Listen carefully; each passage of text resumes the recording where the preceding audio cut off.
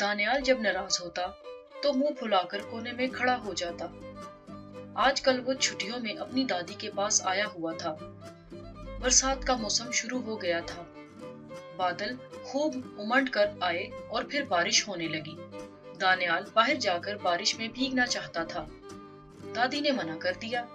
मौसम कुछ ऐसा हो रहा था कि लोगों को खांसी और नज़ला हो रहा था। दादी ने कहा, भीगने से बीमार पड़ गए तो छुट्टियां गारत हो जाएंगी। बस दानियाल मुंह फुलाकर एक तरफ खड़ा हो गया। दोपहर के खाने का वक्त था। खाना मेज पर लग गया। दादी ने आवाज लगाई, आओ बेटा दानियाल, खाना खा लो। देखो, नसीमा आपा ने गरम गरम फूली हुई रोटियां पकाई हैं। ऐसी गोल और फूली हुई रोटियां जैसे दानियाल का मुंह नसीमा ने छेड़ा।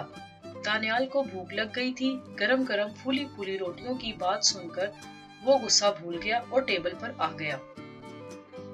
पहले जाकर हाथ धो लो, दादी ने तनबीह की। खाने से पहले हाथ खूब अच्छी तरह धो लेने चाहिए। दानियाल भागकर वॉश बेसिन पर गया और साबुन लगाकर अच्छे से हाथ धो लिए। तौलिए से पहुंचकर वापस आ गया।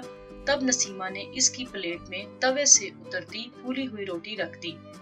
दानियाल की पसंद का अंडे आलू का सालन भी था। बहुत गर्म है।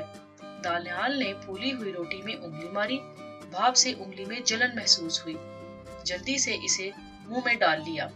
अब रोटी पिचक चुकी थी। दादी, रोटी क्यों फूलती है? ये अच्छा सवाल पूछा तुमने, दादी ने कहा। पहले खाना खा लो, फिर बताती हूँ। खाना खा लेने के बाद दादी ने बताया, तुम्हें मालूम है रोटियां आमतौर पर गेहूं के आटे से बनती हैं। मालूम है दादी। रोटी पकाने से पहले आटे को गूंदना जाता है। जी जी दादी, दानियाल ने सर हिलाया। कहते हैं ये एक किस्म का प्रोटीन होता है। तुम अभी चौथी क्लास में हो। अगले साल शायद तुम्हें प्रोटीन के ग्लूटन, गेहूं में एक चीज होती है जिसे ग्लूटन बारे में क्लास में बताया जाएगा। बहरहाल इस प्रोटीन की वजह से आटे में लचक पैदा होती है और वो खींचा जा सकता है। तुमने नसीमा आपा को या अपनी अम्मी को रोटी बेलते देखा होगा। लचक की वजह से रोटी बढ़ती है। बहुत से लोग तो बड़ी बड़ी रोटियां बना लेते हैं। आटे को लोचदार बनाने के अलावा ये प्रोटीन इसमें एक जाल सा बना देता है। इसके नन्हे नन्हे खानों में गैस के बुलबुले फंस जाते हैं।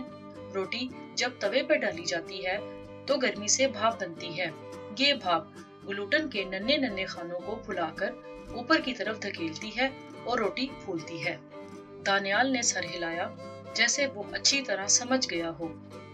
गर्मी से रोटी के अंदर भाप बनती है और वो आटे में मौजूद ग्लूटन के जाल को ऊपर की तरफ धक्का देती है। इसी से रोटी फूल जाती है।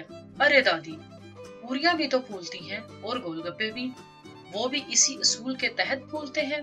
फर्क ये है कि इन्हें गर्म तेल से गर्मी मिलती है, वो तेल में तले जाते हैं। रात के खाने में पूरी खिलाएंगी दादी? दानियाल ने कहा।